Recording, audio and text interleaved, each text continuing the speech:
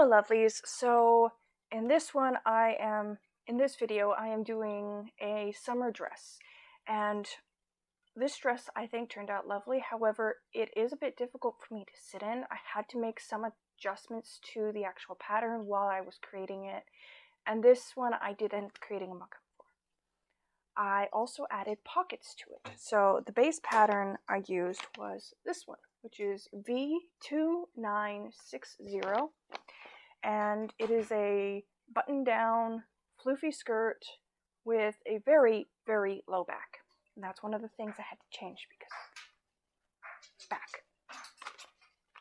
So, I made this out of a blue and white plaid, almost like a buffalo plaid, but it's made in blue and white, and it's mostly cotton. It's got some viscose in it. I really like this fabric, however, it is somewhat sheer. So another alteration I had to do was flatline all the front. It's all got just a white cotton on the inside to make sure the top is less sheer. I will end up probably down the line making a petticoat to go with it and wear under all my other rather floofy dresses that I'm starting to like. But yes, I ended up having to piece some of the skirt because I realized after I cut out the bodice that you needed to cut out the skirt first, because it is like a full circle skirt just in 4 panels. So yes, if I do make this dress again, which I might with a different like blouse situation, I love the skirt. I love the skirt. But if I do end up making this dress again, I will probably try to remember to do the skirt first. That's my advice to all of you, is if you're going to do this pattern, cut the skirt out first and also make a mock-up of the blouse, because I ended up taking an inch off the shoulder seam to make the top fit where I wanted it to, where it ended. I also need to figure out how to make cups bigger without them end up gaping. I did not adjust any of the bust area because I am not an expert at that, and I wasn't sure, because if you look at the styling lines here, it looks like her cups don't go underneath the bust. Either that or she has very little bust. So I need to learn how to do that so I can make it fit myself better. I also am not sure how true to the original pattern this is. I've watched a couple of videos where other people had to make quite a few alterations to get this not just to fit, but be able to wear it. However, I am also not wearing period undergarments. I'm just wearing my regular undergarments. So if I ever get a long line bra or a girdle or something along those lines, that will probably help this shaping of my body into the dress. But yes, I hope you enjoy watching me muddle through. I did not video myself making the mock-up because it was a mock-up. I will show it to you at the end of the video when I am showing how it looks on me. So I hope you all enjoy, and I'll talk to you later. So, like I said before, I flatlined all these pieces. So here I am just marking on the inside where the dart is supposed to go. One of the things I did when I flatlined was I marked on the piece where the top of the dart was and stitched a basting line up to that so that I made the dart. The flatlining fabric, which is just the plain cotton, would stay in the dart and not bubble and make the whole thing be too floppy. So here I am marking the gathers for the underbust as well as the back dart to fit to the waist. And how I'm doing this is I'm just snipping a little hole into the pattern because I want to save this pattern for another dress maybe. And then I just draw a little mark through the hole then use my ruler to connect the dots, and then pin along the line so that everything will line up.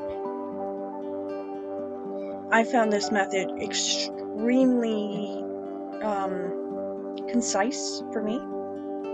So here I am putting in the gathering stitches for under the bust. Again, I just marked 2 dots for where the pieces should be, and then put 2 extra long gathering stitches in between the 2 so that I can gather it up for the waist. And then here I am putting in the dart at the back, and I do that so that it lines up in the back. I will end up whip stitching this down to the lining itself, being careful not to catch the fashion fabric, so that it'll all line up. And here I am putting in connecting the top of the front of the bodice to the lower half of the front of the bodice. And I'm just doing this as a batch, doing both front parts as well as sewing up the back at the same time. And I'm just doing this by pulling the threads and then stroking them so that they lay right. I'll then, again, sew this up, but then I'll go through and zigzag along behind it, very close to the original stitches so that it won't fray. This is included in the instructions. It says to do this, to either do a second line of stitching or do a zigzag or whatever method you need to, but we're supposed to click down the seam allowance here. So I did it this way. I zigzagged behind the stitching, and then I will trim this down. And here I am just sewing up the back because this is a button-down dress.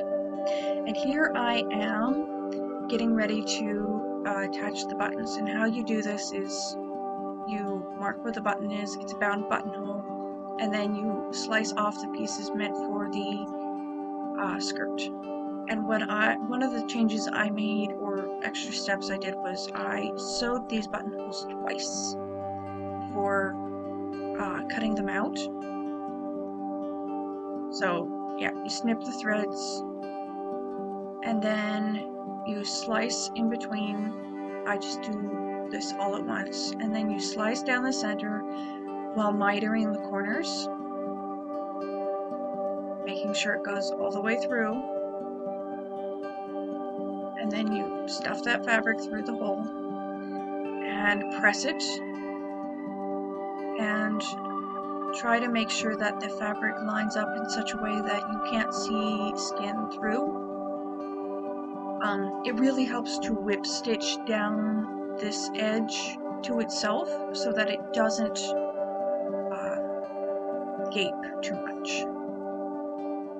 And then pinning up the sides and sewing up those sides so that you have a complete bodice, except for the shoulder straps, but you'll get to those after you do the facing.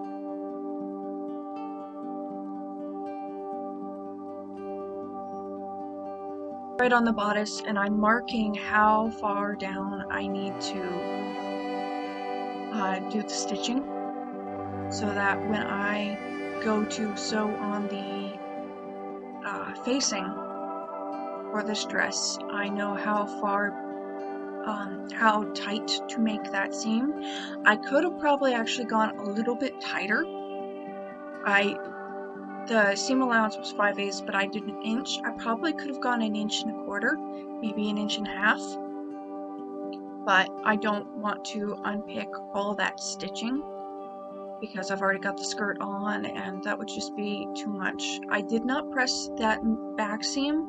I pressed it after I did the side seams for the facing, so that it would be one less step to getting this all fit. And no, I am not pattern matching. This is a cotton viscose blend, and the fabric is just printed and not woven, So there is a flaw in the weaving. So the pattern when it's laid out is ripply if you're following the grain line, and I figured following the grain line was more important than following the pattern of the fabric. So here's the pieces set up. I'm just matching notches and nooks and following the curves, and here I am sewing it up. I did clip these corners and I did understitch as much as I could. I don't think I filmed the understitching because I got frustrated. But here I am getting ready to put the pockets in.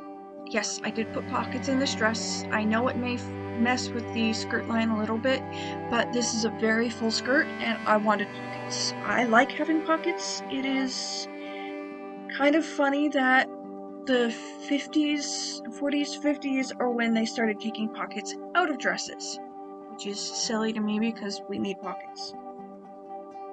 And I understand that purses work just as well, but sometimes you just don't want to have to carry an extra item when you don't have to.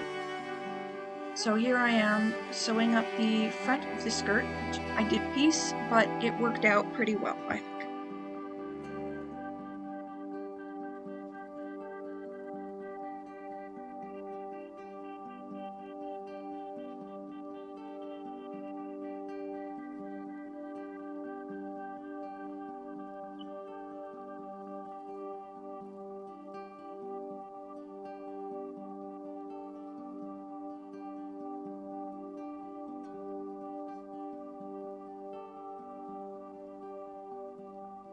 So yes, here I am putting the pockets in the back of the skirt. I love having a pocket pattern now. It makes my life a lot easier than trying to figure out how to do pockets. I do think the next time I use this pocket pattern though, I'll probably stitch up a little more so that the pockets are a little deeper. Right now they're a little bit shallow at the bottom, so I'll probably try that the next time I make this pocket. I like having pockets. Pockets are useful. So here I am sewing down the side of the skirt. So I will have a complete skirt after this. And then I will be pleating down the skirt into the blouse, which is what I'm doing here. And then I am attaching the bodice to the skirt.